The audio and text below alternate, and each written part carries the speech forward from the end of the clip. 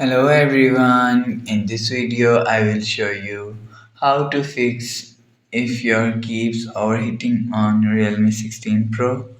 Let's start the video if you want to fix this problem. So turn off unused features. So after turn off unused features you will see your problem is solved. But if it not solved, so restart device. Just click and hold side power button and restart device from here. After restart device, you will see your problem is solved. But if it's still not solved, and you will see, go to app library, click on settings app. Now in setting, scroll down and click on system and update.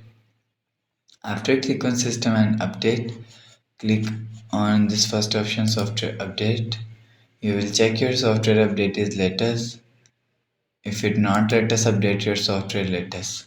After update software latest, go back to home screen. So that's how you can fix if your keeps overheating on Realme 16 Pro. If you like the video, please subscribe. Thanks for watching.